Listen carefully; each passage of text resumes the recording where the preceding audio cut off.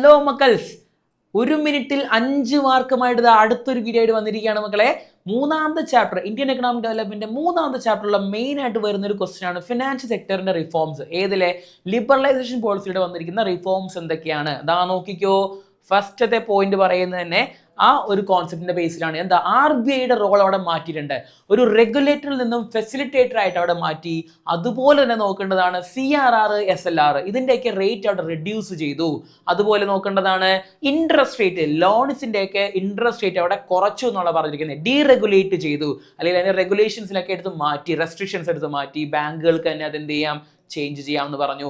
Then അടുത്ത വന്നിരിക്കുന്ന concept ആണ് banking sector was open to private sector. അതായത് പ്രൈവറ്റ് സെക്ടർ ബാങ്കുകൾ പോലും പുതിയതായിട്ട് അവിടെ ഓപ്പൺ അപ്പ് ചെയ്യാൻ തുടങ്ങി എന്ന് പറയുന്നുണ്ട്. ദെൻ ലാസ്റ്റ് പോയിന്റ് നോക്കിയേ, new generation banks both Indian and foreign started operation. അതായത് ഇന്ത്യൻ എക്കോണമിയിൽ ഇന്ത്യൻ ബാങ്കുകൾ കൂടാതെ ഫോറിൻ ബാങ്കുകൾ കൂടി ഇവിടേക്ക് ഓപ്പറേഷൻ ചെയ്യാനായിട്ട് വന്നു, അല്ലെങ്കിൽ സ്റ്റാർട്ട് ചെയ്തു, ബിസിനസ് സ്റ്റാർട്ട് ചെയ്തു എന്നാണ് പറഞ്ഞിരിക്കുന്നത്. ഇത്രയും പോയിന്റ്സ് അടിപൊളിയായിട്ട് പഠിച്ചു വയ്ക്കുക. Very nice.